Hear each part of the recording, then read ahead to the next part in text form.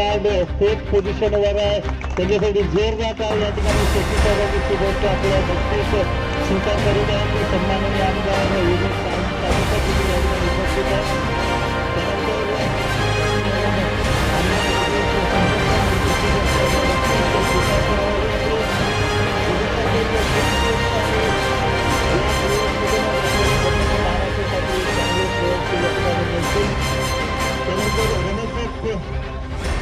Price देण्याच्या आधी मी individual प्राइजेसची घोषणा या ठिकाणी करतो. सर्वप्रथम best hero Reena Limbalkar Vande Mataram sports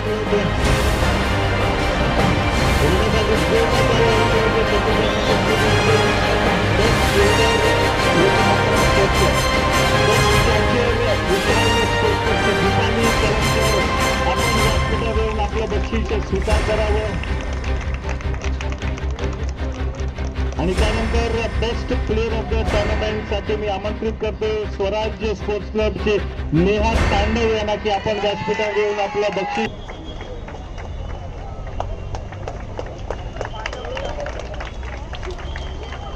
त्यानंतर सर्वप्रथम या वुमेन्स ओपन ग्रुपमध्ये आपलं रनर्स अप बक्षीस स्वीकार करण्याकरिता मी आमंत्रित करतो विशाल स्पोर्ट्स क्लब कुर्लाच्या टीम.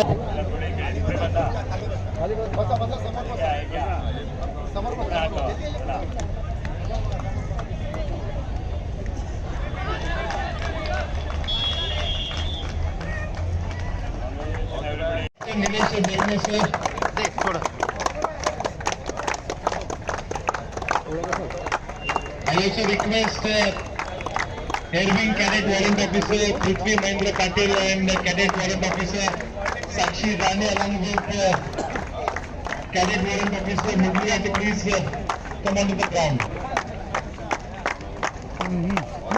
Yes, sir.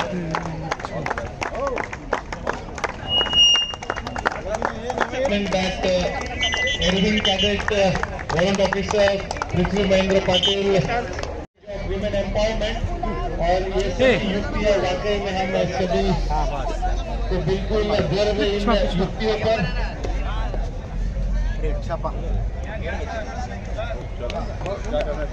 नहीं, पीड़ा तो बहुत है, लेकिन पीड़ा का निराकरण कौन करेगा, ये मुद्दा यहाँ पर है. जो खेल कूद से जुड़े हुए लोग भी अगर पॉलिटिकल बन जाएंगे तो फिर ये बच्चों का भला होने वाला नहीं है. इसलिए पॉलिटिक्स जिसको करना है उसको पॉलिटिक्स करने दो.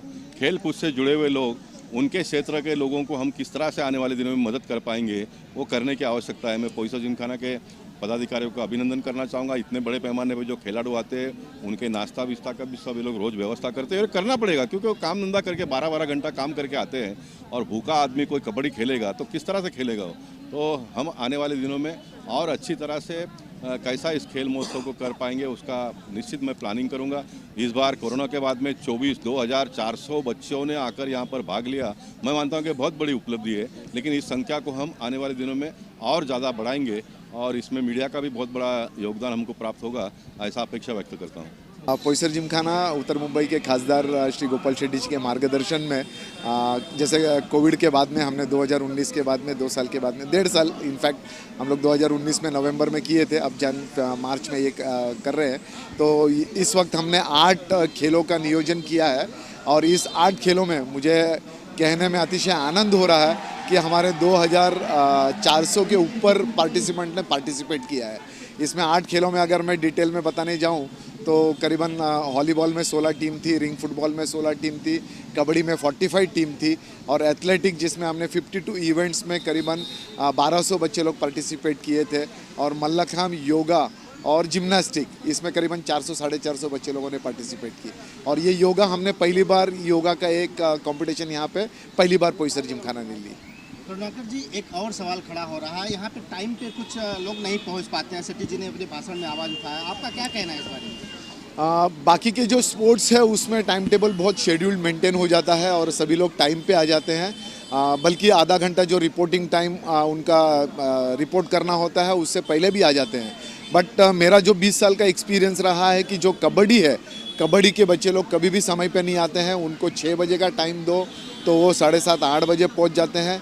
जैसे कि आज गोपाल शेट्टी सर ने कहा है कि अगली बार अगर टफ डिसीजन लेके जो टीम टाइम पे नहीं आएगी तो पोईसर जिमखाना नक्की उस पर अमल करके उस तरह का एक्शन लेगी और उस तरह का टाइम टेबल मेंटेन करके टूर्नामेंट करने की कोशिश करेगी।